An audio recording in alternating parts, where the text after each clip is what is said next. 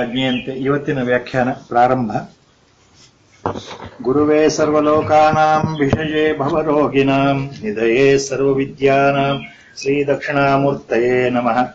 ಸದಾಶಿವ ಸಮಾರಂಭಾಂ ಶ್ರೀ ಶಂಕರಾಚಾರ್ಯ ಮಧ್ಯಮಾಂ ಅಸ್ಮದಾಚಾರ್ಯ ಪರ್ಯಂತಾಂ ವಂದೇ ಗುರು ಪರಂಪರಾಂ. ಓಂ ನಮೋ ಭಗವತೆ ವಿರಾಜೇಶ್ವರಾಯ. ಓಂ ಶ್ರೀ ಗಣೇಶಾಯ ನಮಃ. ಓಂ ಶ್ರೀ ಮಹಾಸರಸ್ವತ್ಯೈ ನಮಃ. ವಸುದೇವಸುತಂ ದೇವಂ ಕಂಸಚಾಣೂರಮರ್ದನಂ ದೇವಕೀ ಪರಮಾನಂದಂ ಕೃಷ್ಣಂ ವಂದೇ ಜಗದ್ಗುರುಂ. ಮೂಕಂ ಕರೋತಿ ವಾಚಾಲಂ ಪಂಗುಂ ಲಂಘಯತೆ ಗಿರಿಂ ಯತ್ಕೃಪಾತಮಹಂ ವಂದೇ ಪರಮಾನಂದ ಮಾಧವಂ. ನಾರಾಯಣಂ ನಮಸ್ಕೃತ್ಯ ನರಂ ಚೈವ ನರೋತ್ತಮಂ ದೇವೀಂ ಸರಸ್ವತೀಂ ವ್ಯಾಸಂ ತತೋ ಜಯಮುದೀರಯೇತ್. 10ನೇ ಅಧ್ಯಾಯ ಪ್ರಾರಂಭ ಆಗಿದೆ ಹೋದ ಸಲ. ವಿಭೂತಿ ಯೋಗದಲ್ಲಿ ಭಗವಂತ ಏನ್ ಹೇಳ್ತಾ ಇದ್ದಾನೆ ಅಂತಂದ್ರೆ, in the entire process of creation, when everything gets manifested from the unmanifest, the whole creation is dependent on me. I am the root cause, I am this original seed. So whatever you find in this creation is everything ultimately dissolves in me, because everything has come from me only. So he is giving that hint in this Vibhuti Yoga with a few examples of the capacity of the Yoga Maya of Lord himself, how it is responsible for the entire creation in so many ways.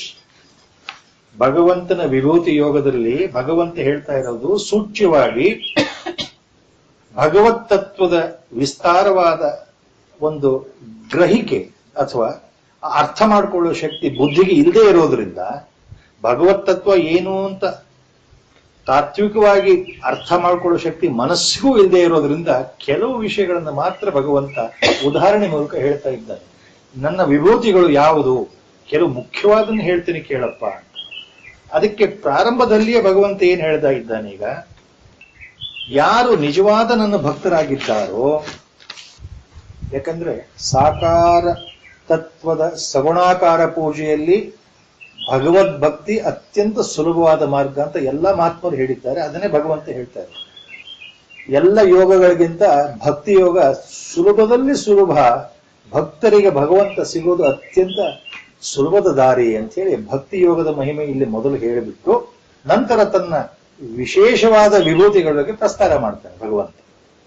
ಆದ್ರಿಂದ ಹೋದ ಸಲ ಹೇಳಿದ ಹಾಗೆ ಈ ಭಗವತ್ ತತ್ವದ ಬಗ್ಗೆ, ಭಕ್ತಿ ಯೋಗದ ಮಹತ್ವದ ಬಗ್ಗೆ 7ನೇ ಶ್ಲೋಕದಿಂದ ಹೋದ ಸಲ ನಿಂತಿತ್ತು. ಏತಾಂ ವಿಭೂತಿಂ ಯೋಗಂ ಚ ಮಮ ಯೋ ವೇತ್ತಿ ತತ್ವತಃ ಸೋವಿಕಂಪೇನ ಯೋಗೇನ ಯುಜ್ಯತೆ ನಾತ್ರ ಸಂಶಯಃ. ಸಹ ಅವಿಕಂಪೇನ ಯೋಗೇನ ಯುಜ್ಯತೆ ನ ಅತ್ರ ಸಂಶಯಃ. There is no doubt at all. ಯಾರು, ಯಾವ ಭಕ್ತ, ಯಾವ ಭಗವದ್ಭಕ್ತ, ಭಗವಂತನಲ್ಲಿ ಅಪಾರವಾದ ನಂಬಿಕೆ ನಿಷ್ಠೆ ಇರತಕ್ಕಂತಹ ವ್ಯಕ್ತಿ ಭಗವದ್ಭಕ್ತ. ಅಂತಹ ಭಗವದ್ಭಕ್ತ ನಿಶ್ಚಲನಾಗಿ ಅವಿಕಂಪೇನ, without any wavering mind. Avikampena means with a strong determined mind. ನಿಶ್ಚಲವಾದ ಮನಸ್ಸು ಅವಿಕಂಪೇನ. ಕಂಪೇನ ಅಂತಂದ್ರೆ ಡೋಲಾಯಮಾನ ಸ್ಥಿತಿ ಅಂತ ಆಪೋಸಿಟ್. ಅಂದ್ರೆ ಮನಸ್ಸು ಯಾವಾಗಲೂ ಚಂಚಲ. ಈಗ ಈ ಕ್ಷಣದಲ್ಲಿ ಭಗವಂತನನ್ನ ನಂಬಬಿಟ್ಟು ಮುಂದಿನ ಕ್ಷಣದಲ್ಲಿ ಭಗವಂತನನ್ನು ಮರ್ತೋಗುವಂತ ಸ್ಥಿತಿ, ಅದು ಕಂಪೇನ. ಅವಿಕಂಪೇನ ಆಪೋಸಿಟ್ ಟು ದಟ್, ನಿಶ್ಚಲವಾದ ಸ್ಥಿತಿ. ಯಾವ ಕಾರಣಕ್ಕೂ ಭಗವಂತನ ನಾನು ನಂಬಿದ್ದೇನೆ, ಆ ನಂಬಿಕೆಯಲ್ಲಿ ಎಲ್ಲಷ್ಟು ವ್ಯತ್ಯಾಸ ಇಲ್ಲ. ಭಗವಂತನೇ ಸರ್ವಸ್ವ, ಎಲ್ಲದಕ್ಕೂ ಆತನೇ ಕಾರಣ ಅನ್ನೋ ಬಲವಾದ ನಂಬಿಕೆ ಇದೆಯಲ್ಲ, ಅದು ಅವಿಕಂಪೇನ. ಅದು ನಿಜವಾದ ಯೋಗ. ನಿಜವಾದ ಯೋಗ ಅದು ಎಂಥ ಯೋಗ ಅಂತಂದ್ರೆ ಆಚಾರ್ಯರು ಹೇಳ್ತಾರೆ, ಅವಿಕಂಪೇನ ಯೋಗೇನ ಅಂತಂದ್ರೆ ಯಾರಿಗೆ ಭಗವಂತನಲ್ಲಿ ಭಕ್ತಿ ದೃಢವಾಗಿದೆಯೋ ಆತನಲ್ಲಿ ಆ ಭಕ್ತಿ ಯೋಗ ಜಾಗೃತ ಆಗುತ್ತೆ. ಇಲ್ಲಿ ಯೋಗೇನ ಶಬ್ದಕ್ಕೆ ಆಚಾರ್ಯರು ಭಗವತ್ಪಾದರು ಅದು ವಿಶೇಷವಾದ ಭಕ್ತಿ ಯೋಗ ಅಂತ ಹೇಳಿದ್ದಾರೆ. ಏತಾಂ ವಿಭೂತಿಂ ಯೋಗಂ ಚ ಮಮ ಯೋ ವೇತ್ತಿ ತತ್ವತಃ. ಮಮ ಯಹ ವೇತ್ತಿ ತತ್ವತಃ. ಯಾರು ನನ್ನನ್ನ ತಾತ್ವಿಕವಾಗಿ ತತ್ವಜ್ಞಾನದ ಮೂಲಕ ವೇದಾಂತಿಕವಾಗಿ ವೇದಾಂತ ಜ್ಞಾನದ ಮೂಲಕ ಇವೆಲ್ಲ ಅರ್ಥಗಳು. ತತ್ವಜ್ಞಾನ ಅಂದ್ರೆ in reality exactly, precisely, if anybody understands who I am in reality, what Lord is telling here, any devotee, any bhakta who really knows the importance of Bhagavad Tattva, Lord, Bhagavanta, the God, Godhead, whatever name we give, He is responsible for everything. He is there, He is the creator, sustainer, destroyer, everything He is there, and He is in me also, and He is in outside also. ಭಗವತ್ ತತ್ವ, ಭಗವಂತ ಸರ್ವವ್ಯಾಪಿಯಾಗಿದ್ದಾನೆ. ಆ ಸರ್ವವ್ಯಾಪಿಯಾಗಿರತಕ್ಕಂತಹ ಆ ವಸ್ತು ಎಲ್ಲರ ಹೃದಯದಲ್ಲೂ ಇದ್ದಾನೆ. ಆತನೇ ವಾಸುದೇವನಾಗಿದ್ದಾನೆ. ಹೃದಯದಲ್ಲಿರ್ತಕ್ಕಂತಹವನು ವಾಸುದೇವ. ಆತ ನನ್ನಲ್ಲೂ ಇದ್ದಾನೆ ಎನ್ನುವ ದೃಢವಾದ ನಂಬಿಕೆ ಇರುವನು. ಅದು ಭಕ್ತಿ ಯೋಗದ ಪರಾಕಾಷ್ಠೆ. ಸೊ ಅವಿಕಂಪೇನ ಯೋಗೇನ ಅಂದ್ರೆ ಆಚಾರ್ಯರು ಹೇಳೋದು, ಆ ಭಕ್ತಿ ಜಾಗೃತವಾದಾಗ, ನಿಶ್ಚಲವಾದಾಗ ಏನ್ ಹೇಳ್ತಾನೆ ಭಗವಂತ? ನ ಅತ್ರ ಸಂಶಯ. ಸೊ ಅವಿಕಂಪೇನ ಯೋಗೇನ ಯುಜ್ಯತೆ ವರ್ಡ್ ಏನ್ ಹಂಗಂದ್ರೆ ಯುಜ್ಯತೆ, ಆತನಿಗೆ ಸಿದ್ಧಿ ಪ್ರಾಪ್ತಿಯಾಗತ್ತೆ, ನನ್ನನ್ನು ಪಡೆಯುವ ಯೋಗ್ಯತೆ ಪ್ರಾಪ್ತಿಯಾಗತ್ತೆ, ನನ್ನ ಹತ್ರ ಅವನು ಬರ್ಲಿಕ್ಕೆ ಅವನಿಗೆ ಅವಕಾಶ ತಾನಾಗಿ ಸಿಗುತ್ತೆ ಅಂತ. So anyone who knows in reality this supreme yoga, this andre he is such a great devotee under total bhakti yoga, this supreme yoga and my splendor definitely gets established in me only. Arjuna, remember that.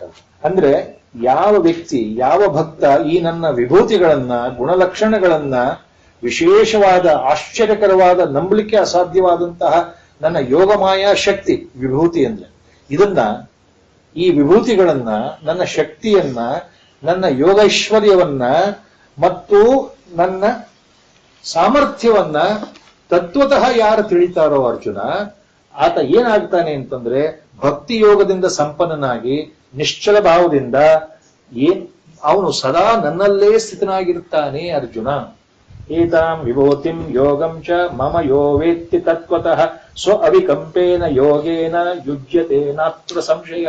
There is no doubt, ultimately he will come to me only. ನಾ ಅತ್ರ ಸಂಶಯ. ಬಹಳ ಸ್ಪಷ್ಟವಾದ ಮಾತಿನಲ್ಲಿ ಭಗವಂತ ಭಕ್ತರ ಹಿರಿಮೆ ಅಥವಾ ಭಕ್ತಿ ಯೋಗದ ಹಿರಿಮೆ. ಇಲ್ಲಿ ಯೋಗ ಅಂದ್ರೆ ಭಕ್ತಿ ಯೋಗ ಅಂತ ಆಚಾರ್ಯರು ಹೇಳ್ತಾ ಇದ್ದಾರೆ. ರಾಮಾನುಜರು ಇದನ್ನೇ ಹೇಳ್ತಾ ಇದ್ದಾರೆ. ಇಲ್ಲಿ ಯೋಗ ಅಂದ್ರೆ, ಯೋಗಕ್ಕೆ ಎಷ್ಟು ಅರ್ಥಗಳಿದೆ ಭಗವದ್ಗೀತೆಯಲ್ಲಿ. ಸಾಮಾನ್ಯವಾಗಿ ವಿಶೇಷ ಅರ್ಥ ಇಲ್ಲದೆ ಯೋಗ ಅಂತ ಎಲ್ಲೆಲ್ಲಿ ಬಂದಿದೆಯೋ ಭಗವಂತನ ವಾಣಿಯಲ್ಲಿ ಸಾಮಾನ್ಯವಾಗಿ ಅದು ಕರ್ಮಯೋಗವನ್ನ ಪ್ರತಿನಿಧಿಸುತ್ತೆ. ಇಲ್ಲಿ ಯೋಗ ಅಂದ್ರೆ ಇದು ಭಕ್ತಿ ಯೋಗ. ಇದು ಆಚಾರ್ಯರ ಟಿಪ್ಪಣಿ. ಅಲ್ಲಿ ಭಗವಂತ ಏನ್ ಹೇಳ್ತಾ ಇದ್ದಾನೆ? ಯೋ ಮಾಂ ವೇತ್ತಿ ತತ್ವತಃ. ಯಾರು ತಾತ್ವಿಕವಾಗಿ ತತ್ವಜ್ಞಾನದ ಮೂಲಕ, ಪದಾರ್ಥ ಜ್ಞಾನದ ಮೂಲಕ ನನ್ನನ್ನ ಅರ್ತಿದ್ದಾರೋ, the one who knows me in reality, ಯೋ ಮಾಂ ವೇತ್ತಿ ತತ್ವತಃ ಅಂತ ಭಗವಂತ ಹೇಳಿದ. ನಮಗದು ಅರ್ಥ ಆಗೋದು ಕಷ್ಟ. ಭಗವತ್ ಶಕ್ತಿ, ಭಗವತ್ ತತ್ವ, ಭಗವಂತ ದೇವರು ತತ್ವತಃ ಅರ್ಥ ಮಾಡ್ಕೊಳ್ಳೋದು ಅಂದ್ರೆ ಏನು ನಮ್ಮ ಪ್ರಶ್ನೆ ಬರುತ್ತೆ ಸಾಮಾನ್ಯವಾಗಿ. ತತ್ವತಃ ಭಗವಂತನನ್ನು ಅರ್ಥ ಮಾಡ್ಕೊಳ್ಳೋದು ಅಂದ್ರೆ ಏನು?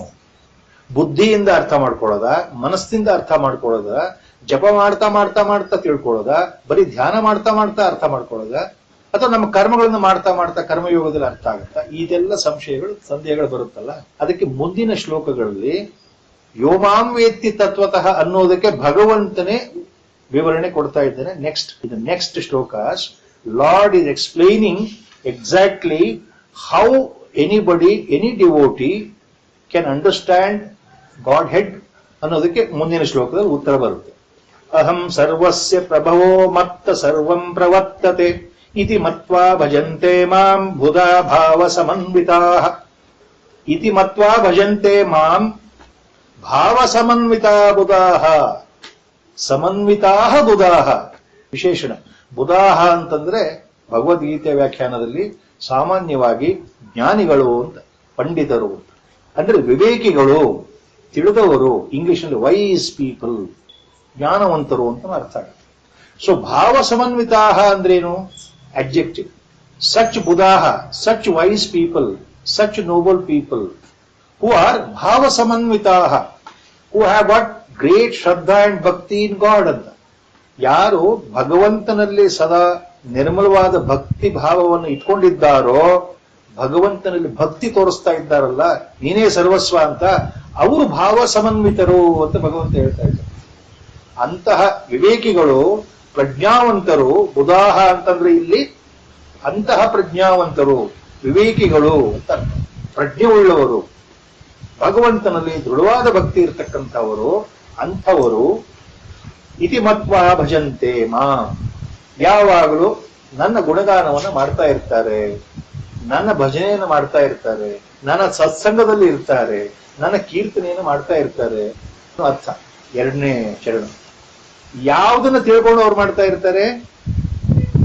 ಅವ್ರು ಏನ್ ತಿಳ್ಕೊಳ್ಬೇಕು ಅಂತಂದ್ರೆ, ಭಗವಂತ ಮೊದಲನೇ ಚರಣದಲ್ಲಿ ಹೇಳ್ತಾ ಇದ್ದಾನೆ, ಅಹಂ ಸರ್ವಸ್ಯ ಪ್ರಭವಃ ಮತ್ತಃ ಸರ್ವಂ ಪ್ರವರ್ತತೆ. ಅಹಂ ಸರ್ವಸ್ಯ ಪ್ರಭವಃ, I am the cause for the entire creation. ಎಲ್ಲ ಸೃಷ್ಟಿಗೂ ನಾನೇ ಮೂಲ ಕಾರಣ, ಮೂಲ ಬೀಜ, ಆದಿ ಬೀಜ. I am the total, the absolute, sanatana, avyakta, unmanifest, responsible for the creation. Continuation, dissolution, continuation, dissolution. So creation, destruction, creation, destruction. So I am the root cause. ಎಲ್ಲದಕ್ಕೂ ನಾನೇ ಕಾರಣ ಅಂತ. ಜಗತ್ ಸೃಷ್ಟಿಗೆ, ಜಗತ್ತಿನ ಸ್ಥಿತಿಗೆ, ಜಗತ್ತಿನ ಸಂಹಾರಕ್ಕೆ, ಮತ್ತೆ ಮರುಸೃಷ್ಟಿ, ಏನೇನು ಇದೆಯೋ, ಏನೇನು ಕಾಣಬಹುದು ಜಗತ್ತಿನಲ್ಲಿ, 5 ಇಂದ್ರಿಯಗಳಿಂದ ನಾವು ಏನು ಅನುಭವಿಸ್ತೀವಿ, ಎಲ್ಲದಕ್ಕೂ ನಾನೇ ಕಾರಣ. ಇದು ಮೊದಲನೇದು. ಮತ್ತಃ ಸರ್ವಂ ಪ್ರವರ್ತತೆ, ಜೊತೆಗೆ ಅಲಾಂಗ್ ವಿತ್ ದಟ್ ಸರ್ವಂ ಪ್ರವರ್ತತೆ, everything thrives because of me. Only creation, ಸೃಷ್ಟಿ ಆಗೋದಷ್ಟೇ ಅಲ್ಲ, ಇಲ್ಲಿ ನಡೀತಾ ಇರೋ ವ್ಯಾಪಾರ ಏನಿದೆ, ಸೃಷ್ಟಿ ವ್ಯಾಪಾರ, ಇವೆಲ್ಲವೂ ನನ್ನ ಮೂಲಕ ನಡೀತಾ ಇದೆ. ಅದಕ್ಕೆ ಈ ವ್ಯಾಪಾರಕ್ಕೆ ನಾನೇ ಕಾರಣ.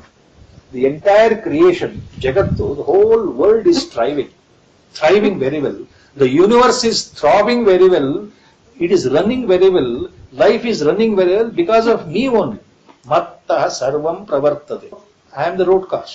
I am the root cause for beginning, and because of me everything is going on. Everything andre ಏನು? Sustenance and destruction and the repetition of the cycle. ಸೃಷ್ಟಿ ಮತ್ತು ಸಂಹಾರದ ನಿರಂತರ ಚಕ್ರ, ಜನನ ಮರಣದ ನಿರಂತರ ಚಕ್ರ, ಇದು ನನ್ನಿಂದನೇ ನಡೀತಾ ಇದೆ. ಈ ರೀತಿ ಯಾರು ಭಾವಿಸ್ಕೊಂಡಿದ್ದಾರೋ, ಸರಿಯಾಗಿ ಅರ್ಥ ಮಾಡ್ಕೊಂಡಿದ್ದಾರೋ, ಅವರು ತತ್ವತಃ ನನ್ನನ್ನು ಅರ್ಥ ಮಾಡ್ಕೊಂಡಿದ್ದಾರೆ ಅಂತ ಅರ್ಥ. So anybody who knows that I am the root cause for the entire creation, and because of me everything thrives, it should thrive. ಏನೇನು ಆಗಬೇಕೋ, ಏನ್ ಆಗ್ತಾ ಇದೆಯೋ, ಏನೆಲ್ಲ ನಡೀತಾ ಇದೆಯೋ, ಭವಿಷ್ಯದಲ್ಲಿ ಏನಾಗುತ್ತೋ ಎಲ್ಲದಕ್ಕೂ ನಾನೇ ಕಾರಣ. ಇದನ್ನ ಸರಿಯಾಗಿ ಯಾರು ಅರ್ಥ ಮಾಡ್ಕೊಂಡಿದ್ದಾರೋ, knowing such thing correctly, precisely, they are the wise people. They are the wise people. ತತ್ವತಃ they have understood me. So ಇತಿ ಮತ್ವಾ ಭಜಂತೆ ಮಾಂ, ಇದನ್ನು ತಿಳ್ಕೊಂಡು ಭಜಂತೆ ಮಾಂ, ಯಾವಾಗಲೂ ನನ್ನ ಗುಣಗಾನದಲ್ಲಿ, ನನ್ನ ಉಪಾಸನೆಯಲ್ಲಿ ಲೀನರಾಗಿರ್ತಾರೆ. ಅಂದ್ರೆ ಮನಸ್ಸನ್ನ ಯಾವಾಗ ನನ್ನಲ್ಲಿ ಇಟ್ಟಿರ್ತಾರೆ. ಎಲ್ಲದಕ್ಕೂ ಪರಮಾತ್ಮ ನೀನೇ ಕಾರಣ.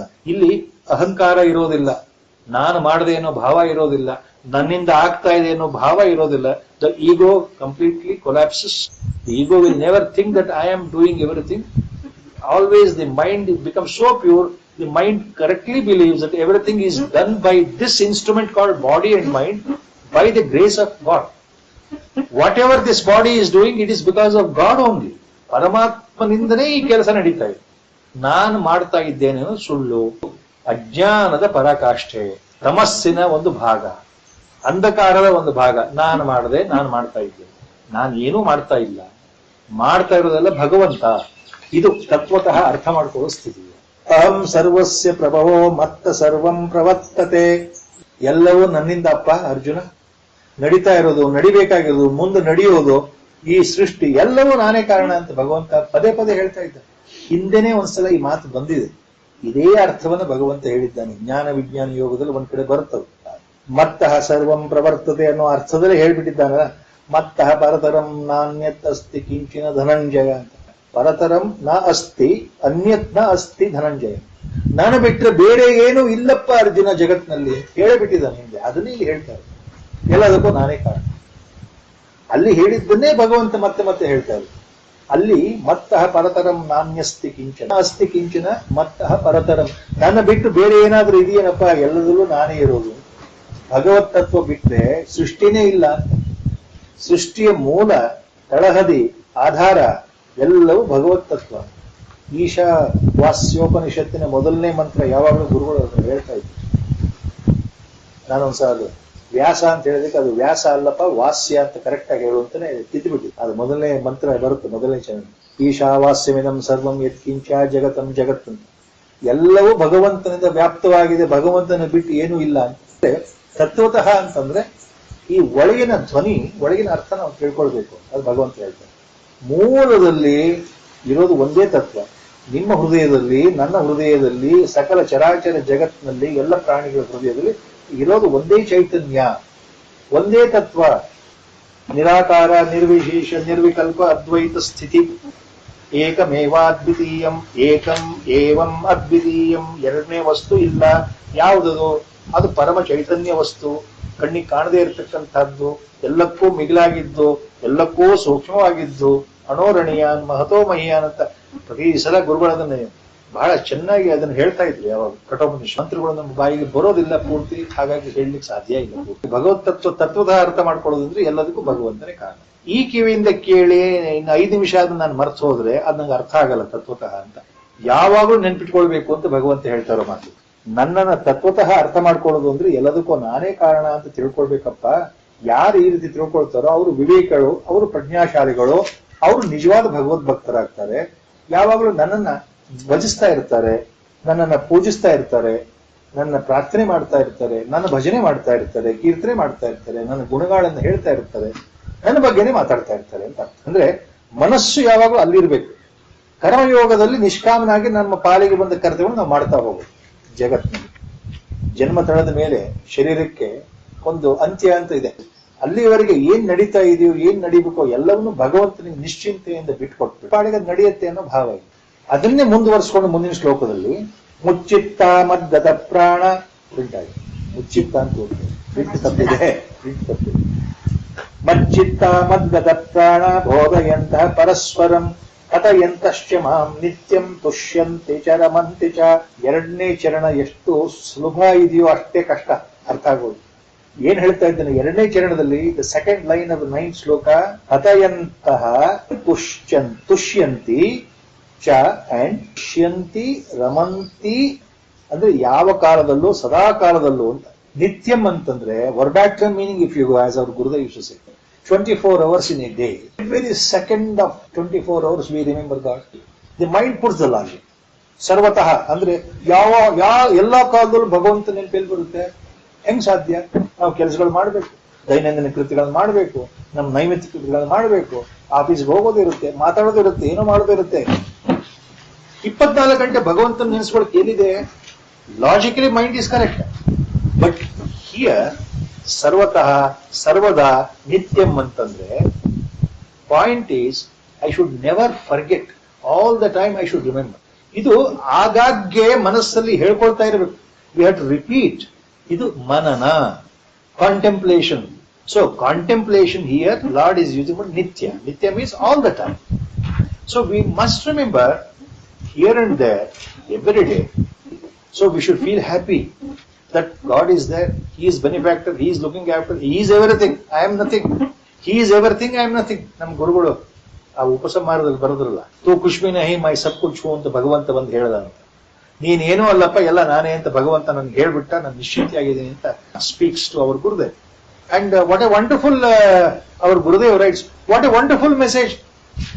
ತೂ ಕುಶ್ಮಿ ನಹಿ ಮೈ ಸಬ್ ಕುಚ್ ಹೂ. That's what Lord says and I believe in that 100%. That's what Sharmaji said. So Sharmaji 100% believed it. Our Gurudev said that you are nothing, I am everything. That's what Lord is saying. So ಇದನ್ನು contemplate ಮಾಡ್ತಾ ಇದ್ದಾರೆ. If you go on remembering this, ತುಷ್ಯಂತಿ, ಮನಸ್ಸು ಸದಾ ಪ್ರಸನ್ನವಾಗಿರುತ್ತೆ, ಶಾಂತವಾಗಿರುತ್ತೆ, ಸಂತುಷ್ಟವಾಗಿರುತ್ತೆ. ಯಾಕೆಂದ್ರೆ ಭಗವಂತ ಇದ್ದಾನಲ್ಲ ಎಲ್ಲದಕ್ಕೂ. ಅವನೇ ಎಲ್ಲ ಮಾಡ್ತಾ ಇರೋದು, ಅವನೇ ಮಾಡಿಸ್ತಾ ಇರೋದು. ಒಳ್ಳೇದು ಕೆಟ್ಟದ್ದು ನಾನು ಯಾಕೆ ತಲೆ ಕೆಡಿಸ್ಕೊಳ್ಬೇಕು? ತುಂಬಾ ನನ್ನ ಕರ್ಮಗಳನ್ನ, ನನ್ನ ಕರ್ತವ್ಯನ ಫಲಾಪೇಕ್ಷೆ ಇಲ್ಲದೆ ಮಾಡೋದು.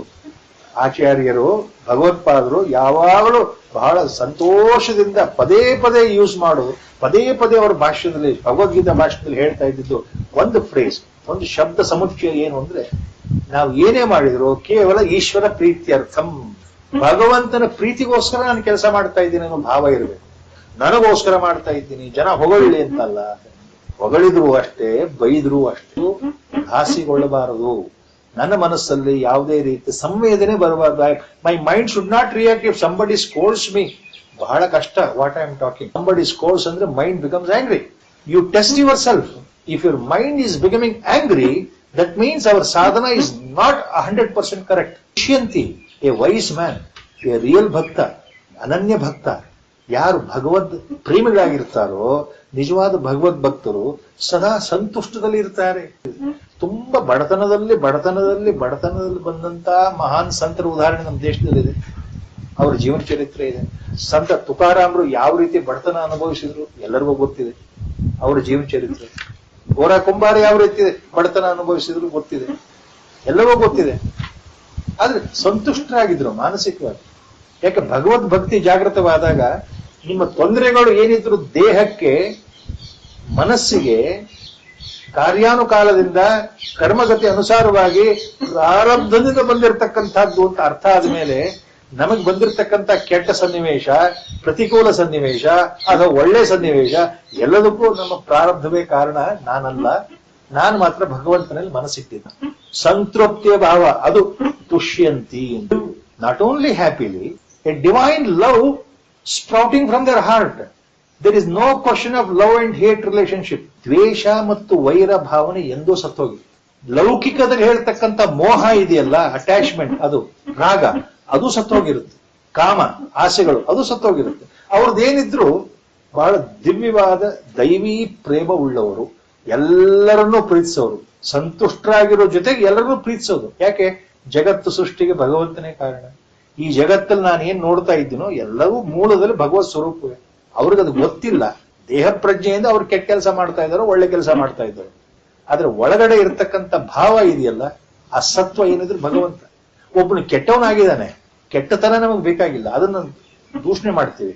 ಆದ್ರೆ ಅವನಲ್ಲಿರೋ ತತ್ವ ಭಗವಂತನೇ. ಅವನಿಗೆ ಗೊತ್ತಿಲ್ಲ, ಅಜ್ಞಾನದಲ್ಲಿ ಮುಸುಕು, ಅಜ್ಞಾನದಲ್ಲಿ ಮುಳುಗಿರೋದ್ರಿಂದ ಅವ್ನು ತಪ್ಪ ಮೇಲೆ ತಪ್ಪು ಮಾಡ್ತಾ ಇದ್ದಾನೆ. ಅದು ಅವನ ಪ್ರಾರಬ್ಧ ಕರ್ಮ. ಕರ್ಮ ಕೆಟ್ಟ ಕೂತಿರೋದ್ರಿಂದ ತಪ್ಪ ಮೇಲೆ ತಪ್ಪು ಮಾಡ್ತಾ ಇದ್ದಾನೆ. ಕೊಲೆಗಡಕ ಆಗಿದ್ದಾನೆ, ದರೋಡೆಗಾರ ಆಗಿದ್ದಾನೆ, ಉಗ್ರವಾದಿ ಆಗಿದ್ದಾನೆ, ಆತಂಕವಾದಿ ಆಗಿದ್ದಾನೆ. ಜನರನ್ನು ಕೊಲ್ಲೋದೇ ಅವನ ಕೆಲಸ. ಮಾನಸಿಕವಾಗಿ, ದೈಹಿಕವಾಗಿ ನಾನು ಈ ದೇಹ ಅಂತ ಅವನು ತಿಳ್ಕೊಂಡಿರೋದ್ರಿಂದ ಅವನಿಗೆ ಭಗವತ್ ತತ್ವದ ಜಾಗೃತಿ ಆಗ್ಲಿಕ್ಕೆ ಸಾಧ್ಯವೇ ಇಲ್ಲ. ಇನ್ನು 100 ಜನ್ಮ ದಾಟಬೇಕು.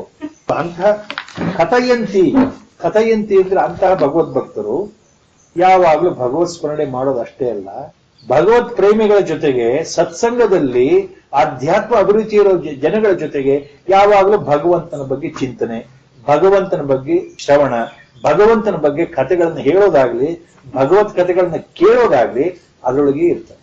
ಭಗವತ್ ಕೀರ್ತನೆ, ಭಗವಂತನ ವಿನೋದಗಳು, ಭಗವಂತನ ಅವತಾರಗಳು, ಭಗವಂತನ ಅವತಾರದ ಮಹಿಮೆಗಳು, ಕೃಷ್ಣಾವತಾರ, ರಾಮಾವತಾರ, ನರಸಿಂಹಾವತಾರ, ವಾಮನ ಅವತಾರ, ಯಾವ ಅವತಾರ ಇಟ್ಕೊಂಡ್ರು ಅಲ್ಲಿ ಭಗವಂತ ತೋರಿಸಿರೋ ಲೀಲೆಗಳಿದೆ. ಭಾಗವತದಲ್ಲಿ ಬಹಳ ವಿಸ್ತಾರವಾಗಿದೆ. ಇದರಲ್ಲಿ ಬಾಲಕಾಂಡದಲ್ಲಿ ಬಹಳ ವಿಸ್ತಾರವಾಗಿದೆ.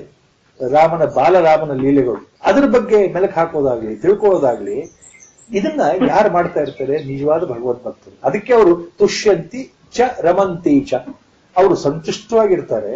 ತೊಂದರೆ ಎಷ್ಟೇ ಬರಲಿ ದೇಹಕ್ಕೆ, ಒಳಗಡೆಯಿಂದ ಸಂತುಷ್ಟವಾಗಿ ಸ್ವೀಕಾರ ಮಾಡ್ತಾರೆ. ಭಗವಂತ ನನ್ನ ಕರ್ಮಕ್ಕೆ ಸರಿಯಾಗಿ ಪ್ರತಿಫಲ ಅನುಭವಿಸ್ತಾ ಇದ್ದೇನೆ. ಹಾಗಂತ ನಾನು ನಿನ್ನನ್ನು ಮರೆಯೋದಿಲ್ಲ, ಯಾವ ಕಾರಣಕ್ಕೂ ಬಿಡೋದಿಲ್ಲ, ನಾನು ನಿನ್ನಿಂದ ಏನು ಬಯಸೋದಿಲ್ಲ. ಕಾಕ ಬುಷುಂಡಿ ವೃತ್ತಾಂತ ಬರುತ್ತೆ. ಕಾಕ ಬುಷುಂಡಿ ಅನ್ನೋದು ಕಾಗೆ ರೂಪದಲ್ಲಿರ್ತಕ್ಕಂತಹ ಮುನಿ. ಕೆಲವು ಕಾರಣಾಂತರದಿಂದ ಕಾಗೆ ದೇಹ ಬರುತ್ತೆ. ಹಿಮಾಲಯದ ಪರ್ವತಗಳಲ್ಲಿ ಯಾವಾಗಲೂ ಕೂತ್ಕೊಂಡು ಕಾಗೆ ರೂಪದಲ್ಲಿರ್ತಕ್ಕಂಥ ಕಾಕಭುಷುಂಡಿ ಬೆಳಗ್ಗಿಂದ ರಾತ್ರಿಯವರೆಗೆ ರಾಮಾಯಣದಲ್ಲಿ ಬಾಲಕಾಂಡದಲ್ಲಿ ಬರತಕ್ಕಂಥ ರಾಮನ ಜನನ ಮತ್ತು ಬಾಲರಾಮನ ಚೇಷ್ಟೆಗಳು, ರಾಮ ಸ್ವಲ್ಪ ವಯಸ್ಸಿಗೆ ಬಂದ ನಂತರ ವಿಶ್ವಾಮಿತ್ರರ ಜೊತೆಗೆ ಮಾರೀಚ ಸುಬಾಹು ನಮ್ಮ ತೊಂದರೆ ಕೊಡ್ತಾ ಇದ್ದಾರೆ, ನೀನು ಬಂದು ನಿಗ್ರಹಿಸು ಅಂತ ವಿಶ್ವಾಮಿತ್ರ ಕೇಳಿದಾಗ ಹೊರಡ್ತಾರಲ್ಲ, ಅಲ್ಲಿವರೆಗೆ ಸುಮಾರು 16-17 ವಯಸ್ಸಿನ ತನಕ ಬಾಲರಾಮನ ಚೇಷ್ಟೆಗಳು, ಬಾಲರಾಮನ ವಿನೋದಗಳು, ಆತನ ಕಥಾಪ್ರಸಂಗಗಳು ಅದನ್ನಷ್ಟೇ ಹೇಳೋದು ಕಾಕಭೂಷಣ. ಯಾರಿಗೆ? ಆ ಸರೋವರ, ದೊಡ್ಡ ಸರೋವರ, ಸರೋವರದಲ್ಲಿ ಎಲ್ಲಾ ಋಷಿಗಳು ಮುನಿಗಳು ಅಲ್ಲಿ ಬಂದು ಸೇರ್ಕೊಳ್ತಾ ಇದ್ರು. ಗುಪ್ತ ರೂಪದಲ್ಲಿ, ಬೇರೆ ಬೇರೆ ರೂಪದಲ್ಲಿ ಬಂದು ಸೇರ್ಕೊಳ್ತಾ ಇದ್ರು. ಹಂಸಗಳ ರೂಪದಲ್ಲಿ ಸೇರ್ಕೊಳ್ತಾ ಇದ್ರು. ಪಕ್ಷಿಗಳ ರೂಪದಲ್ಲಿ ಬಂದು ಸೇರ್ಕೊಳ್ತಾ ಇದ್ರು. ಅವರಿಗೆ ಪ್ರತಿ ದಿವಸ ತಪ್ಪದೇನೆ ಇದೇ ವ್ಯಾಖ್ಯಾನ. Kakabhushundi use to always narrate the great loving story of the divine play, the divine sport of young Rama, always, every day. ಅದು ಬಿಟ್ಟು ಬೇರೆ ಏನು ಹೇಳ್ತಾ ಇರಲಿಲ್ಲ. ಕೇಳೋರು ಅದರಲ್ಲೇ ತೃಪ್ತಿ, ಎಷ್ಟು ಹೇಳಿದ್ರು ಸಾಲದು, ಪ್ರತಿ ದಿವಸ ಹಾಗಿದೆ. ಅದು ತುಷ್ಯಂತಿ ರಮಂತಿ ಚ ಕಥಯಂತಿ. ಯಾರು ಭಗವತ್ ಶ್ರವಣದಲ್ಲಿ ನಿರತರಾಗಿರ್ತಾರೋ, ಭಗವತ್ ಭಕ್ತರಾಗಿ ಭಗವತ್ ಕಥೆಗಳನ್ನ, ಭಗವತ್ ಕೀರ್ತನೆಗಳನ್ನ ಜೊತೆಗೆ ಭಗವತ್ ಕೈಂಕರ್ಯ ಜೊತೆಗೆ ಆತನ ಅವತಾರದ ವರ್ಣನೆಗಳು, ಆತನ ಲೀಲೆಗಳು, ಯಾರು ಇದನ್ನ ಯಾವಾಗಲೂ ಕೇಳ್ತಾರೋ ಅಥವಾ ಹೇಳ್ತಾರೋ, ಇನ್ನೊಬ್ಬರಿಗೆ ಹೇಳೋದಾಗ್ಲಿ ಇನ್ನೊಬ್ಬರಿಗೆ ಕೇಳೋದಾಗ್ಲಿ, ಇವೆಲ್ಲವೂ ಬಂತು ಕಥಯಂತಿ. ಅಂತವರು ಮಚ್ಚಿತ್ತ ಮದ್ಗದ ಪ್ರಾಣ ಬೋಧೆಯಂತಹ ಪರಸ್ಪರಂ. ಯಾರು ಈ ರೀತಿ ನನ್ನಲ್ಲೇ ಮನಸ್ಸಿಟ್ಟವರು, ಮಚ್ಚಿತ್ತ ಮದ್ಗದ ಪ್ರಾಣ. ಮದ್ಗದ ಪ್ರಾಣ ಅಂತಂದ್ರೆ ತಮ್ಮ ಪ್ರಾಣವನ್ನು ನನ್ನಲ್ಲೇ ಇಟ್ಟವರು, ಮನಸ್ಸನ್ನು ನನ್ನಲ್ಲೇ ಇಟ್ಟವರು ಅಂದ್ರೆ ಅರ್ಥ ಏನು? ಯಾವ ಸಂದೇಹ ಇಲ್ಲದೆ ತಮ್ಮ ಮನಸ್ಸನ್ನ ನನಗೆ ಅರ್ಪಣೆ ಮಾಡಿರ್ತಕ್ಕಂಥ, ನಿಶ್ಚಲವಾದ ಭಕ್ತಿಯನ್ನು ಹೊಂದಿರತಕ್ಕಂಥವರು, ನನ್ನಲ್ಲಿ ಅಪಾರವಾದ ಅಭಿಮಾನ, ಭಗವಂತನಲ್ಲಿ ಅಪಾರವಾದ ಅಭಿಮಾನ ಇರ್ತಕ್ಕಂಥವರು, ಪರಸ್ಪರ ಬೋಧೆಯಂತಹ ತಥೆಯಂತಹ. ತಮ್ಮಲ್ಲೇ ಮಾತಾಡ್ಕೊಳ್ತಾರಪ್ಪ ಅರ್ಜುನ. ಏನ್ ಮಾತಾಡ್ಕೊಳ್ತಾರೆ? ನನ್ನ ಲೀಲಾ ವಿನೋದಗಳ ಬಗ್ಗೆ, ಭಗವತ್ ಅವತಾರದ ಬಗ್ಗೆ ಸಂತುಷ್ಟವಾಗಿರ್ತಾರೆ. ಅವರಲ್ಲಿ ದೈವಿ ಪ್ರೇಮ ಉಕ್ಕಿ ಉಕ್ಕಿ ಹರಿತಾ ಇರುತ್ತೆ. ಸದಾ ಕಾಲ ನನ್ನ ಭಜನೆ, ನನ್ನ ಕಥೆಗಳನ್ನು ಶ್ರವಣ ಮಾಡ್ತಾ ಇರ್ತಾರೆ, ತಮ್ಮಲ್ಲಿ ಹೇಳ್ಕೊಳ್ತಾ ಇರ್ತಾರೆ ಆಧ್ಯಾತ್ಮಿಕ ವಿಷಯಗಳನ್ನ.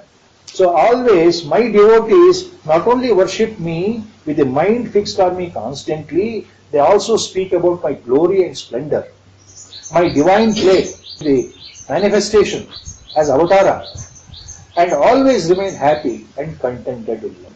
ಅಂದ್ರೆ ಭಕ್ತರ ಬಗ್ಗೆ ಮತ್ತೆ ಯಥಾ ಪ್ರಕಾರ ಭಕ್ತಿ ಯೋಗದ ಮಹಿಮೆ ಬಗ್ಗೆ ಮತ್ತೇನು ಹೇಳ್ತಾ ಇದ್ದಾನೆ? ಇಂತಹ ಭಕ್ತರು, ಭಗವದ್ ಭಕ್ತರು ನೋಡಿ, ಎಲ್ಲ ಭಕ್ತರ ಬಗ್ಗೆ ಹೇಳ್ತಾರೆ. ಇಲ್ಲಿ ಹೇಳ್ತಾನೆ ಮುಂದಿನ ಶ್ಲೋಕದಲ್ಲಿ ಭಗವಂತ ಮತ್ತೆ ಅವ್ರ ಬಗ್ಗೆ ಹೇಳೋದು. ತೇಷಾಂ ಸತತ ಯುಕ್ತಾನಾಂ ಭಜತಾಂ ಪ್ರೀತಿ ಪೂರ್ವಕಂ ದದಾಮಿ ಬುದ್ಧಿ ಯೋಗಂ ತಂ ಯೇನ ಮಾಂ ಉಪಯಾಂತಿತೆ. ದದಾಮಿ ಬುದ್ಧಿ ಯೋಗಂ ತಂ. ತಮ್ ಅಂದ್ರೆ ಅಂತಹ ವ್ಯಕ್ತಿಗಳಿಗೆ, pure devotees of mind, to such devoted people, to such noble people, to such people ದಧಾಮಿ ಬುದ್ಧಿ ಯೋಗಂ. ಭಗವಂತನ ಒಂದು ಆಶ್ವಾಸನೆ, clear cut promise. I will give them ಬುದ್ಧಿ yoga. I will give them ಬುದ್ಧಿ ಯೋಗ ಅಂದ್ರೆ ಏನು? ಆಚಾರ್ಯರ ಮತ್ತೆ ಪರಿಭಾಷೆ ಬರುತ್ತೆ, ಟಿಪ್ಪಣಿ. ಆಚಾರ್ಯ ಶಂಕರ ಭಗವತ್ಪಾದರು ಇಲ್ಲಿ ಭಗವಂತ ಬುದ್ಧಿಯೋಗಂ ದದಾಮಿ ಅಂತ ಹೇಳ್ತಾ ಇದ್ದಾನಲ್ಲ, ಅದರ ಅರ್ಥ ಏನು ಅಂದ್ರೆ, ಬುದ್ಧಿಯೋಗ ಅಂತಂದ್ರೆ ಇಲ್ಲಿ ಭಗವಂತ ಹೇಳ್ತಾ ಇರೋದು ಅಂತಹ ಭಕ್ತರಿಗೆ, ಸದ್ಭಕ್ತರಿಗೆ, ಪ್ರೀತಿ ಪಾತ್ರರಿಗೆ, ನಿಷ್ಕಾಮ ಭಕ್ತರಿಗೆ, ಭಗವಂತನಲ್ಲಿ ನಂಬಿಕೆ ಇಟ್ಟಿರ್ತಕ್ಕಂಥವರಿಗೆ ಬುದ್ಧಿಯೋಗವನ್ನು ಕೊಡ್ತೇನೆ ಅಂತಂದ್ರೆ ಅರ್ಥ, ಅವರಿಗೆ ನಿಜವಾದ ಅದ್ವೈತ ಜ್ಞಾನವನ್ನ ನಾನು ಪ್ರಸಾದಿಸುತ್ತೇನೆ, ಅನುಗ್ರಹಿಸುತ್ತೇನೆ, ಅವರ ಆತ್ಮಸ್ವರೂಪ ದರ್ಶನವನ್ನ ನಾನು ಮಾಡಿಸ್ತೇನೆ ಅಂತ. ಭಕ್ತರು ಮೊದಲು ಯಾವ ಸ್ಥಿತಿ ಇರುತ್ತೆ ಅಂತ ಎಲ್ಲ ಭಕ್ತಿ ಯೋಗದಲ್ಲಿ ಎಲ್ಲ ಮಹಾತ್ಮರು ಹೇಳಿರೋ ಮಾತೆ. ದ್ವೈತ ಭಾವದಲ್ಲೇ ಭಕ್ತಿ ಭಾವನೆ, ಭಕ್ತಿ ಸಾಧನೆ ಶುರು. ಭಕ್ತಿ ಯೋಗ ಶುರು ಆಗೋದು ಹೇಗೆ, ಈ ಸಾಧನೆ ಶುರು ಆಗೋದು ಹೇಗೆ ಅಂದ್ರೆ ದ್ವೈತದಲ್ಲಿ ಶುರು ಆಗಿದೆ. ಬೇರೆ ಅಪ್ಪ, ಅಲ್ಪಜ್ಞ ನಾನು, ಸಾಮಾನ್ಯ ಮನುಷ್ಯ, ನನಗೇನು ಗೊತ್ತಿಲ್ಲಪ್ಪ. ಜಗತ್ತಿನ ಒಡೆಯ ನೀನು, ಪರಮಾತ್ಮ ನೀನು, ಸರ್ವಜ್ಞ ನೀನು, ಸರ್ವಶಕ್ತ ನೀನು, ಸರ್ವವ್ಯಾಪಿ, ನಾನು ಅಲ್ಪಜ್ಞ, ನನಗೇನು ಗೊತ್ತಿಲ್ಲ. ಸೊ ನಾನು ನೀನು ಅನ್ನೋ ಭಾವದಲ್ಲೇ ಭಕ್ತಿ ಜಾಗೃತ ಆಗೋದು ಮೊದಲು. ನೀ ನನ್ನ ಕಾಪಾಡಪ್ಪ ಅಂತ ನಾನು ಯಾವಾಗ ಕೇಳ್ತೀನಿ ಅಂದ್ರೆ ನನಗೇನು ಗೊತ್ತಿಲ್ಲಪ್ಪ, ನನಗೇನು ಶಕ್ತಿ ಇಲ್ಲಪ್ಪ, ನನಗೆ ಸಾಮರ್ಥ್ಯ ಇಲ್ಲ, ಜಗತ್ತನ್ನು ನಡೆಸೋ ಶಕ್ತಿ ನನಗಿಲ್ಲ, ಸೃಷ್ಟಿ ಮಾಡೋ ಶಕ್ತಿ ನನಗಿಲ್ಲ, ಸ್ಥಿತಿಯನ್ನ ನೋಡೋ ಶಕ್ತಿ ನನಗಿಲ್ಲ, ಜಗತ್ ಸಂಹಾರ ಮಾಡೋ ಶಕ್ತಿನೂ ಇಲ್ಲ, ಅಂದ್ರೆ ಯಾವುದೂ ನನಗಿಲ್ಲ, ಅಲ್ಪಜ್ಞ. So I am insignificant. I can create, nor I can sustain the creation, nor I can destroy the creation like you. Not only omnipresent, you are omnipotent. ಎಲ್ಲಾ ಕಾಲದಲ್ಲೂ ನೀನು ಶಾಶ್ವತವಾಗಿರ್ತಕ್ಕಂಥ ಸರ್ವಜ್ಞ, ಹುಟ್ಟು ಸಾವುಗಳನ್ನು ಅತೀತನಾಗಿರ್ತಕ್ಕಂಥ ಮಹಾನ್ ವ್ಯಕ್ತಿ, ಮಹಾನ್ ಪರಮಾತ್ಮ, ಪರಮ ಚೈತನ್ಯ, ನೀನ್ ನನ್ನ ಕಾಪಾಡ್ಬೇಕಪ್ಪ ಅಂತ ನಾನು ಭಕ್ತನ ಕೇಳ್ಕೊಳ್ಳೋದು. ಯಾಕೆ ಅಂದ್ರೆ ನಾನು ಅನ್ನೋದು ಬೇರೆ ನನ್ನ ಭಾವನೆ. ನಾನು ಅನ್ನೋದು ಅಲ್ಪ ವ್ಯಕ್ತಿ ಅಂತ ನನಗೆ ಗೊತ್ತಿದೆ. ತಾನೇ ತಾನಾಗಿರ್ತಕ್ಕಂಥ ಅಭಿವ್ಯಕ್ತಿ ಅದು. I am, you are the greatest. ನೀನು ಬೇರೆ, ನಾನು ಬೇರೆ. ನೀನ್ ನನ್ನ ಕಾಪಾಡ್ಬೇಕಪ್ಪ, ನಾನು ನಿನ್ ಕಾಲ್ ಬುಡದಲ್ಲಿ ಶರಣಾಗಿ ನಾನು ಬಂದಿದ್ದೇನೆ. ಇದು ದ್ವೈತ ಭಾವದ ಸಮರ್ಪಣೆ, ಭಕ್ತಿ ಯೋಗದ ಪ್ರಾರಂಭದ ಹಂತ. ಎಲ್ಲರೂ ಶುರುವಾಗೋದೆ so in duality mode only our sadhana starts. Same thing with guru also, same thing with guru also. In ತತ್ವೋಪದೇಶ, Acharya Shankara Bhagavad-pada says, so many Upadeshas he has given. One of the important Upadesha he says, which our Gurudev also referred to me long back, Na Dvaitam Guruna Saha. That is the Upadesha by Na Dvaitam andre Na plus Advaitam Guruna Saha. Means Guruna Saha Na Advaitam. Acharya Paribhashya. In front of your Sadguru, even though he has taught you the core meaning of Advaita, that Atma is only one, there is only one Atma, the same Atma is in you, the same Atma is in me. So, Tattvamasi, this Upadesha has Guru given, and he has told you that you are Atma Swarupa, you are not the body, and the same Atma Swarupa is there also in me and you. In spite of that Upadesha Guru has given, and the disciple, in spite of realizing that by Guru's grace, ಆತ್ಮ ಸ್ವರೂಪದ ಆತ್ಮಜ್ಞಾನದ ಬಗ್ಗೆ ಸದ್ಗುರು ತಿಳುವಳಿಕೆ ಕೊಟ್ಟ ಮೇಲೆ ಆ ಗುರುವಿನ ಕೃಪೆಯಿಂದ ಆತ್ಮ ಸಾಕ್ಷಾತ್ಕಾರವನ್ನು ಹೊಂದಿದ ನಂತರ ಎರಡು ಇರೋದು ಒಂದೇ ವಸ್ತು ಅಂತ ಗೊತ್ತಾದ್ರೂ ಸಹ ನಿಜವಾದ ಅರ್ಥದಲ್ಲಿ ಗುರು ಬೇರೆ ಇಲ್ಲ, ಶಿಷ್ಯ ಬೇರೆ ಅಲ್ಲ, ಎರಡು ಒಂದೇ. ಇಲ್ಲಿ ಗುರು ಅನ್ನೋ ವ್ಯಕ್ತಿ ಬೇರೆನೇ ಇಲ್ಲ, ಶಿಷ್ಯ ಅನ್ನೋ ಬೇರೆನೇ ಇಲ್ಲ, ಪರಮಾತ್ಮ ಅನ್ನೋ ವಸ್ತು ಬೇರೆ ಅಲ್ಲ, ನಾನು ಅನ್ನೋ ವಸ್ತು ಬೇರೆ ಅಲ್ಲ ಅಂತ ಎಲ್ಲ ಒಂದೇ ಅಂತ ಅರ್ಥವಾದರೂ ಸಹ, ತಿಳ್ಕೊಂಡ್ರೂ ಸಹ, ಗುರುಣಾ ಸಹ ನ ಅದ್ವೈತಂ ನಾದ್ವೈತಂ ಗುರುಣಾ ಸಹ. ಇಷ್ಟೆಲ್ಲ ಅರ್ಥ ಆದರೂ ಗುರುಗಳ ಕೃಪೆಯಿಂದ, ಭಗವಂತನ ಕೃಪೆಯಿಂದ ಜ್ಞಾನವಂತನಾದರೂ ಸಹ ಶಿಷ್ಯನು ಗುರುವಿಗೆ ತಲೆಬಾಗಲೇಬೇಕು. ವ್ಯವಹಾರ ದೃಷ್ಟಿಯಿಂದ ಗುರು ಮೇಲಿನ ಸ್ಥಾನದಲ್ಲಿದ್ದಾನೆ. ಆತ್ಮಜ್ಞಾನಕ್ಕೆ ಸಂಸಾರ ಚಕ್ರದಿಂದ ನಿಮ್ಮನ್ನು ಹೊರಗೆ ದಾಟಿಸ್ಲಿಕ್ಕೆ ಗುರುವೇ ಕಾರಣ. ಆದ್ರಿಂದ ಆ ಗುರುವೇ ಕೊಡ್ತಕ್ಕಂಥ ಮರ್ಯಾದೆ, ಗೌರವ ಸದಾಕಾಲ ಶಿಷ್ಯನ ಅದನ್ನು ಕೊಡಲೇಬೇಕು ಅನ್ನೋದು ಸಂಪ್ರದಾಯ ಅಲ್ಲ, ಅದು ವೇದಾಂತದ ಕಟ್ಟಪ್ಪಣೆ. ಹಾಗಾಗಿ ಗುರುಗಳ ಎದುರಿಗೆ ವ್ಯವಹಾರ ಜ್ಞಾನದಲ್ಲಿ ಗುರು ನೀನು ಬೇರೆ, ಉಚಿತಮ, ನೀನು ಪರಮಾತ್ಮ ಸ್ವರೂಪ ಅಂತಲೇ ನಾವು ಅವ್ರ ಕಾಲ ಬುಡದಲ್ಲಿ ನಮಸ್ಕಾರ ಮಾಡಬೇಕೆ ಹೊರತು ನನಗೆ ಆತ್ಮಜ್ಞಾನವಾಯಿತು ಗುರುವೇ, ನೀನು ಬೇರೆ ಅಲ್ಲ, ನಾನು ಬೇರೆ ಅಲ್ಲ, ನಿನ್ನಲ್ಲಿರೋ ಆತ್ಮ ನನ್ನಲ್ಲೂ ಇದೆ ಅಂತ ಗುರು ಪಕ್ಕದಲ್ಲಿ ಕೂತ್ಕೊಳ್ಳೋದಲ್ಲ. ನಮ್ಮ ಗುರುಗಳು ಇದನ್ನು ಒಂದ್ಸಲ ಬಹಳ ಸ್ಪಷ್ಟವಾಗಿ ಹೇಳಿದ್ರು. ಆತ್ಮಜ್ಞಾನ ಬರೋ ಮೊದಲೇನೆ ಎಲ್ಲ ಗೊತ್ತಿದೆ ಅಂತ ಗುರುವಿಗೆ ನಾವು ಸಮಾನರು ಅಂತ ತಿಳ್ಕೊಳ್ತಾರಪ್ಪ. ಆತ್ಮಜ್ಞಾನ ಬರೋ ಮೊದಲೇನೆ ನಾವು ಎಲ್ಲ ತಿಳ್ಕೊಂಡಿದ್ದೀವಿ ಗುರುವಿಗೆ ಸಮಾನರು ಅಂತ. ಅದರಿಂದ ಅವರ ಅಹಂಕಾರ ವೃದ್ಧಿ ಆಗುತ್ತೆ. Our guru's words, if anybody thinks that he is equal to guru because he knows the truth, only his ego will bloat up without his knowledge. It will drag him down to the never he becomes real. ಇದು ಯಾಕೆ ಸೇರ್ಕೊಳ್ತು ಗೊತ್ತಾಗ್ತದೆ ಅಂದ್ರೆ ಎಲ್ಲದಕ್ಕೂ ಭಗವಂತ ಕಾರಣ ಅಂತ ಅನ್ನೋದು ಮುಕ್ತ ಲೆಕ್ಕ.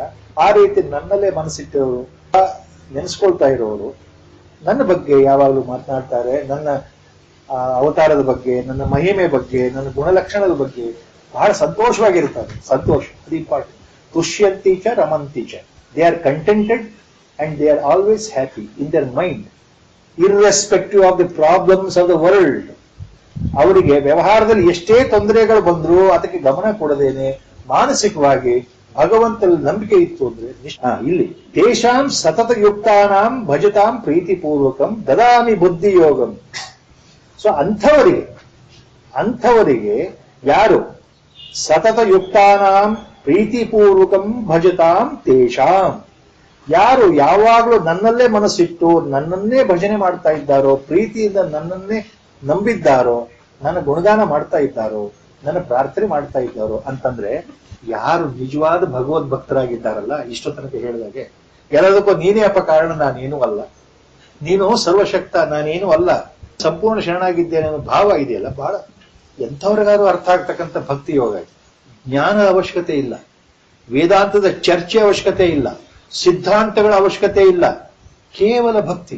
ನೀನು ಪರಮಾತ್ಮ ಅಪ್ಪ, ನಿನಗೆ ನಾನು ಶರಣಾಗಿದ್ದೇನೆ, ಎಂತಹ ಸಾಧಾರಣ ವ್ಯಕ್ತಿಗೂ ಅರ್ಥ ಆಗ್ತಕ್ಕಂಥ ಸುಲಭವಾದ ಮಾತು. ಯಾರು ಈ ರೀತಿ ಪ್ರೀತಿ ಪೂರ್ವಕವಾಗಿ ಸತತವಾಗಿ ನನ್ನನ್ನ ನಂಬಿದ್ದಾರೋ, ನನ್ನನ್ನ ಭಜಿಸ್ತಾರೋ, ನನ್ನ ಗುಣಗಾನ ಮಾಡ್ತಾರೋ, ನನ್ನ ಭಜನೆ ಮಾಡ್ತಾರೋ ಅಂಥವರಿಗೆ ಬುದ್ಧಿಯೋಗಂ ದದಾಮಿ ಏನ ಮಾಂ ಉಪಯಾಂತಿತೆ.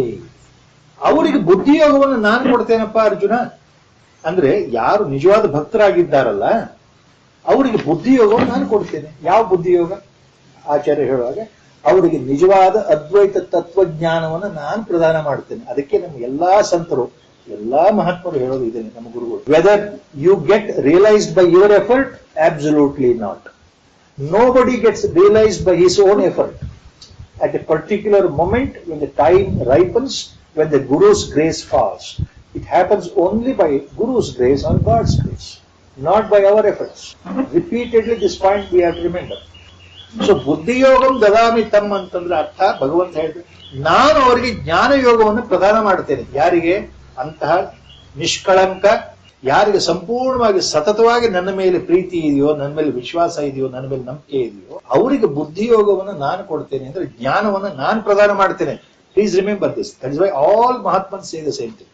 ಎಲ್ಲಾ ಮಹಾತ್ಮರು ಹೇಳೋದು ಇದನ್ನೇ, ಗುರುವಿನ ಆಜ್ಞೆಯನ್ನು ಪಾಲನೆ ಮಾಡಿ ಸಾಕು. ಯಾವ ಸಮಯದಲ್ಲಿ ಏನು ಫಲ ಬರುತ್ತೋ ಅದು ಗುರುವಿಗೆ ಬಿಟ್ಬಿಡಿ ಸಾಕು. ಗುರುವಿಗೆ ಗೊತ್ತಿದೆ, ಸದ್ಗುರುವಿಗೆ ಗೊತ್ತಿದೆ. ನಮ್ಮ ಎಲ್ಲ ಮನಸ್ಸಿನ ಭಾವನೆಗಳು ಬೇರೆಯವರಿಗೆ ಗೊತ್ತಾಗಲ್ಲ, ಗುರುವಿಗೆ ಮಾತ್ರ ಗೊತ್ತಾಗಲ್ಲ. ಆದ್ರೆ ನಿಶ್ಚಿಂತೆಯಿಂದ ನಾವು ಇರೋದು ಮುಖ್ಯ ಹೊರತು, ನಾನು 10 ವರ್ಷ 5 ವರ್ಷ 2 ವರ್ಷದಿಂದ ಸಾಧನೆ ಮಾಡ್ತಾ ಇದ್ದೇನೆ, ಗುರುಗಳ ಹತ್ರ ಬರ್ತಾ ಇದ್ದೇನೆ, ದಿನಾ ಪೂಜೆ ಮಾಡ್ತೇನೆ, ಯಾಕೆ ನನಗೆ ಭಗವಂತ ಒಲ್ದಿಲ್ವಲ್ಲ? ನನಗೆ ಒಬ್ರು ಕೇಳಿದ್ರು ಇದೇ ಪ್ರಶ್ನೆ. ಮಹಾನ್ ಸಾತ್ವಿಕರು, ಬಹಳ ತಿಳ್ಕೊಂಡಿದ್ದಾರೆ, ಪಾಪಿದ್ದಾರೆ, ಭಗವದ್ಗೀತೆ ಅರ್ಥ ಆಗಿದೆ, ಚೆನ್ನಾಗಿ ಓದಿದ್ದಾರೆ, ಎಲ್ಲ ತಿಳ್ಕೊಂಡಿದ್ದಾರೆ. ಅವರು ಇದೇ ಪ್ರಶ್ನೆ ಕೇಳಿದ್ರು. ಈ ಪದಕಿಯವರೆಗೆ ಇಷ್ಟೊಂದು ನಾನು ಕಾಯ್ತಾ ಇದ್ದೇನೆ, ಆ ಬೆಳಕು ಎಂದು ಬರುತ್ತೋ ನನಗೆ ಗೊತ್ತಿಲ್ಲ. ಕಾಯ ವಾಚ ಮನಸ್ಸ ಈ ಶಬ್ದವನ್ನ, ಈ ವಾಕ್ಯವನ್ನ ಮನಸ್ಸಿಗೆ ತೆಗೆದಾಕ್ಬಿಡು. ಯಾವಾಗ ಬರುತ್ತೋ ಬೆಳಕು? When do I get realised? Why do you think like that? The more you think when do I get realisation, see the I is always there in front.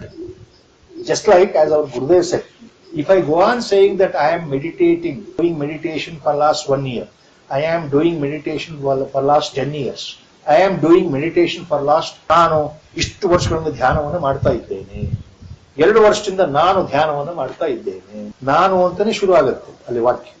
So as long as that word I is there, ಶರೀರ ಭಾವ, it is not meditation at all. So where is the question of realization?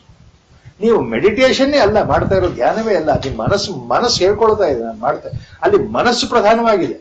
ಮನಸ್ಸಲ್ಲಿ ನಿಂತಿದೆ ಯೋಗ ಮಾಯಿ, ಅದನ್ನ ಹಿಡ್ಕೊಂಡು ಬಲವಾಗಿ ನಿಂತಿದೆ ಅಡ್ಡ. ಮನಸ್ಸು ಹೇಳ್ತಾ ಇದೆ ನಾನು ಮಾಡ್ತಾ ಇದ್ದೀನಿ ಅಂತ.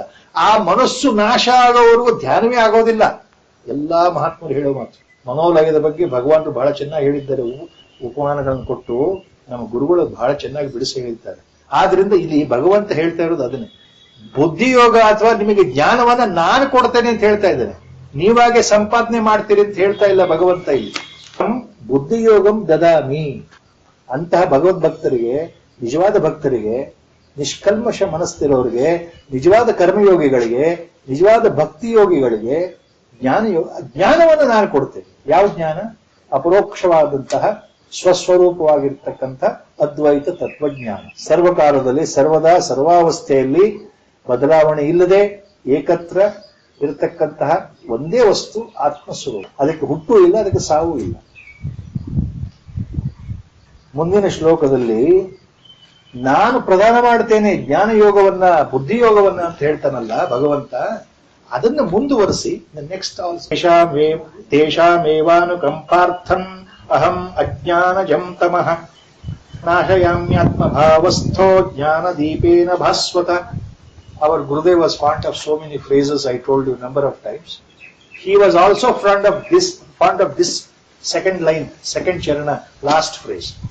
He always used to say, Jnana-deepena bhasvata, Jnana-deepena bhasvata, Jnana-deepena bhasvata. Don't complete the meaning. To complete the meaning, Bhasvata Jnana-deepena nashayami. The first line of second charana ideyalla, ಸೇರಿಸ್ಕೊಳ್ಳೋದು.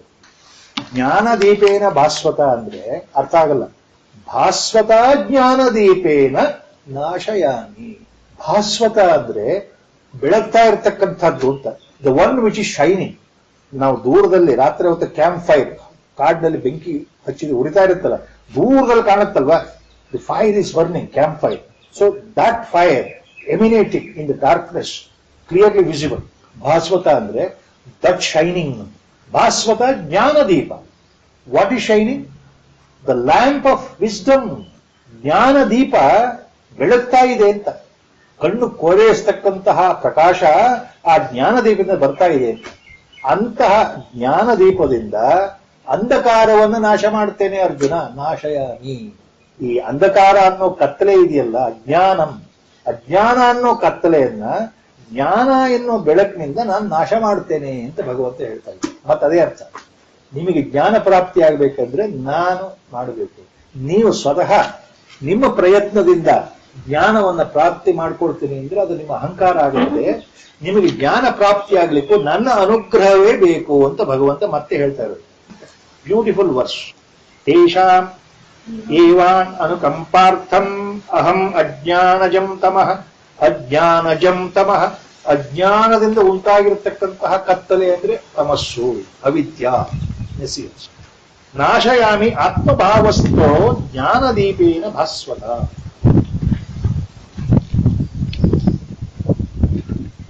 ಆತ್ಮಭಾವಸ್ಥ ಅಜ್ಞಾನಜ ತಮಃ ನಾಶಯಾಮಿ.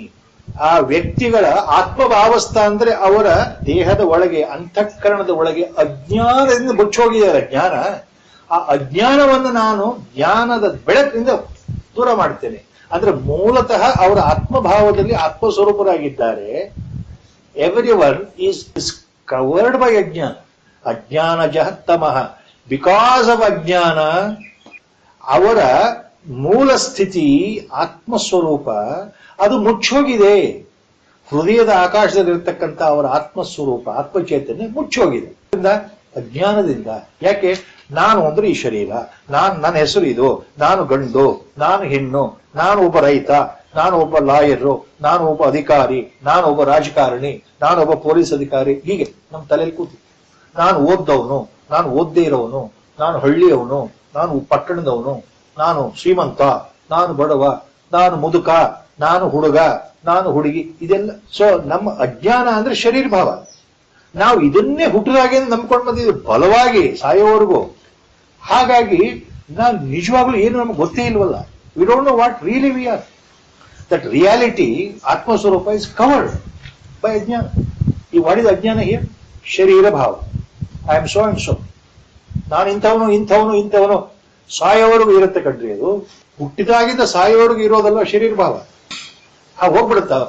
ಗುರುಗಳು ಇವತ್ತು ನನಗೆ ಪಾಠ ಮಾಡಿಬಿಟ್ರು, ತತ್ವಮಸಿ ಅಂತ ಹೇಳ್ಬಿಟ್ರು ಇವತ್ತು. ನೋಡಪ್ಪ ನೀನು ಅದೇ ಆಗಿದ್ದೀಯ. ಅರ್ಥ ಆಯ್ತು. ನಾನು ಆತ್ಮಸ್ವರೂಪ, ನಾನು ದೇಹ ಅಲ್ಲ, ನಾನು ಬುದ್ಧಿ ಅಲ್ಲ. ಅರ್ಥ ಆಯ್ತು ಅಂದ್ರೆ ಜ್ಞಾನ ಬಂದ್ಬಿಡ್ತಾ. ಗುರುಗಳು ಒಂದ್ಸಲ ಹೇಳಿದ್ರು, ನಾನು ಒಂದ್ಸಲ ಕೇಳಿದೆ, ಬಂದ್ಬಿಡ್ತಾ ಜ್ಞಾನ. ನಾನ್ ತಿಳ್ಕೊಂಡಿರೋದೇನು ಅಂದ್ರೆ ಗುರುಗಳು ಹೇಳಿದ್ ನಂಗೆ ಅರ್ಥ ಆಗಿದೆ ಅಂತ. ಅದೇ ತಪ್ಪು. ನನ್ನ ಶರೀರ ಭಾವ ಏನಾದ್ರು ಹೋಗಿದೆಯಾ ಆ ಕ್ಷಣದಿಂದ? ನಾನು ಸೊನ್ನೆ ಆಗಿದ್ದೀನ ಒಳಗಡೆ? ಸೊ ಅದಾಗಬೇಕು ಅಂದ್ರೆ ಭಗವತ್ ಕೃಪೆ ಬೇಕು. ಅದು ನನ್ನ ನಿಜ ಸ್ಥಿತಿ ಏನು ಅಂತ ಅರಿವಾಗಬೇಕಾದ್ರೆ ಕಾರಣ ಯಾರು? ಜ್ಞಾನದೀಪೇನ ಭಾಸ್ವತ ನಾಶಯಾಮಿ ಅಜ್ಞಾನಜ ತಮಹಂ. ಭಗವಂತ ನಾನ್ ನಾಶ ಮಾಡ್ತೇನೆ, ನಿಮ್ಮಲ್ಲಿರೋ ಅಂಧಕಾರ ನಾನು ಹೋಲಿಸ್ತೇನೆ. ಯಾವುದರಿಂದ? ಜ್ಞಾನದೀಪೇನ. ಅಲ್ಲಿ ಹಿಂದ್ಗಡೆ ಹೇಳಿದ್ದು ಬುದ್ಧಿಯೋಗ, ಇಲ್ಲಿ ಅದೇ ಶಬ್ದವನ್ನು ಜ್ಞಾನದೀಪ ಅಂತ ಹೇಳ್ತಾರೆ. ನಿಮ್ಮಲ್ಲಿರೋ ಅಜ್ಞಾನವನ್ನ ಜ್ಞಾನದಿಂದ ಹೊಡಿತೀನಪ್ಪ ನಾನು. ತೇಷಾಂ ಏವಾನ್ ಅನುಕಂಪಾರ್ಥಂ.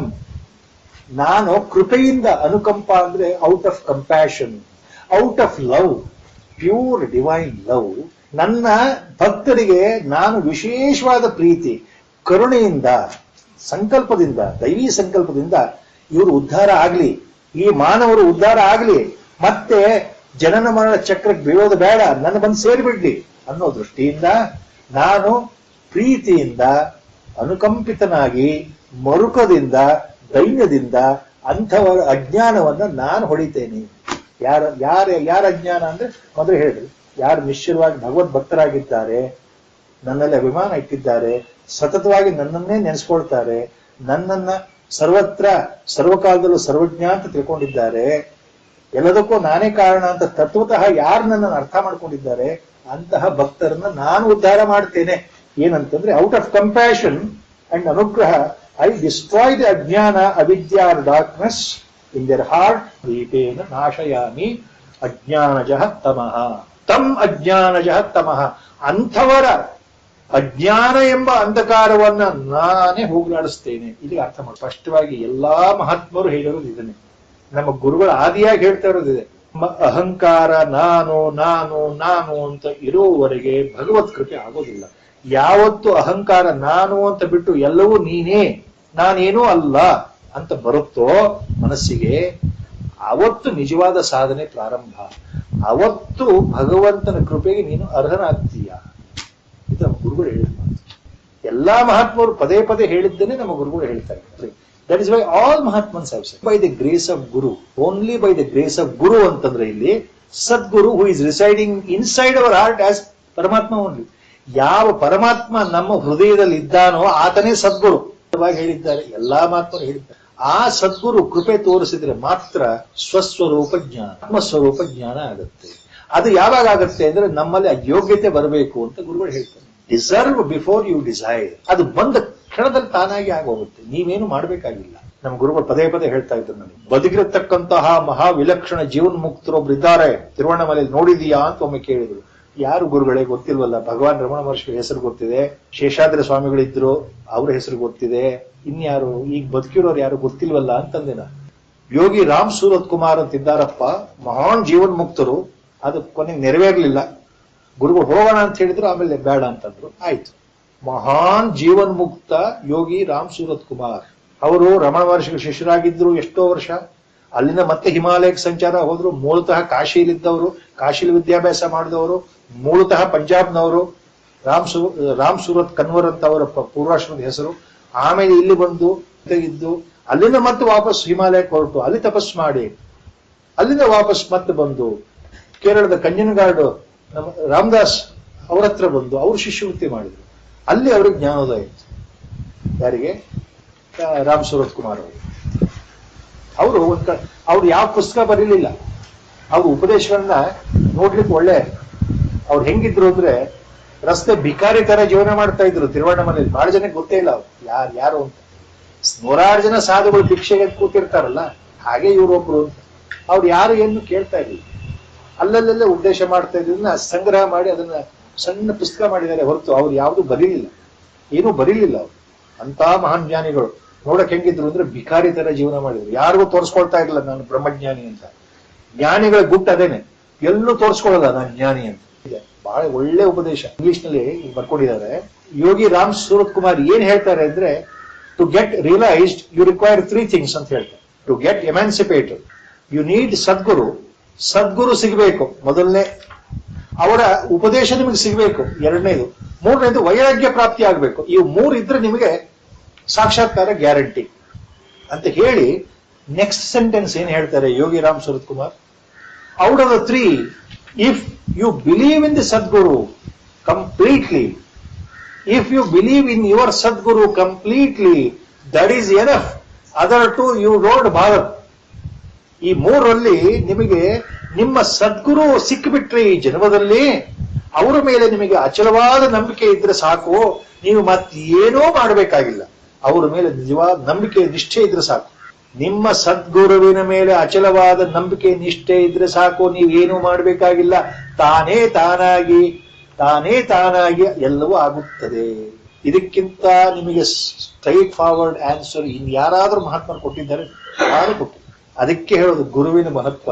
ಗುರುಕೃಪಾ ಹಿ ಕೇವಲಂ ಶಿಷ್ಯಸ್ಯ ಪರಮ ಮಂಗಲಂ. ವೇದಾಂತದ ದೊಡ್ಡ ಮಹಾವಾಕ್ಯ ಇದು. ಉಪನಿಷತ್ 4 ಮಹಾವಾಕ್ಯ ಇದೆಯಲ್ಲ, ಹಾಗೇನೆ ಇದು ವೇದಾಂತದಲ್ಲಿ ಒಂದು ಮಹಾವಾಕ್ಯ ಯಾವುದಪ್ಪ ಅಂದ್ರೆ, ಗುರುಕೃಪಾ ಹಿ ಕೇವಲಂ ಶಿಷ್ಯಸ್ಯ ಪರಮ ಮಂಗಲಂ. ಗುರುಕೃಪೆಯಿಂದ ಮಾತ್ರ ನಮ್ಮ ಉದ್ಧಾರ, ಇನ್ಯಾವುದರಿಂದಲೂ ಇಲ್ಲ. ನಾವೇನು ಮಾಡಬೇಕಾಗಿಲ್ಲ. ಆದ್ರೆ ಅಚಲವಾದ ನಂಬಿಕೆ, ಗುರುವಿನಲ್ಲಿ ನಿಷ್ಠೆ, ಅದು ಬಹಳ ಮುಖ್ಯ. ಅದು ಹೆಂಗ್ ಗೊತ್ತಾಗುತ್ತೆ? ಅದು ಗುರುವಿಗೆ ಮಾತ್ರ ಗೊತ್ತಾಗುತ್ತೆ. ನೀವು ಬೇರೆಯವರಿಗೆ ತೋರಿಸೋದಲ್ಲ, ಬೇರೆಯವ್ರಿಗೆ ಹೇಳ್ಕೊಳ್ಳೋದು ಅಲ್ಲ. ಗುರು ಸಂಕಲ್ಪ ಇವತ್ತಲ್ಲಿ ಮುಗಿಸ್ತಾ ಇದ್ದೇವೆ. ವಸುದೇವ ಸುತಂ ದೇವಂ ಕಂಸಚಾಣೂರಮರ್ದನಂ ದೇವಕೀ ಪರಮಾನಂದಂ ಕೃಷ್ಣಂ ವಂದೇ ಜಗದ್ಗುರುಂ ಮೂಕಂ ಕರೋತಿ ವಾಚಾಲಂ ಪಂಗುಂ ಲಂಘಯತೆ ಗಿರಿಂ ಯತ್ಕೃಪಾತಮಹಂ ವಂದೇ ಪರಮಾನಂದ ಮಾಧವಂ. ನಾರಾಯಣಂ ನಮಸ್ಕೃತ್ಯ ನರಂ ಚೈವ ನರೋತ್ತಮಂ ದೇವೀಂ ಸರಸ್ವತೀಂ ವ್ಯಾಸಂ ತತೋ ಜಯಮುದೀರಯೇ.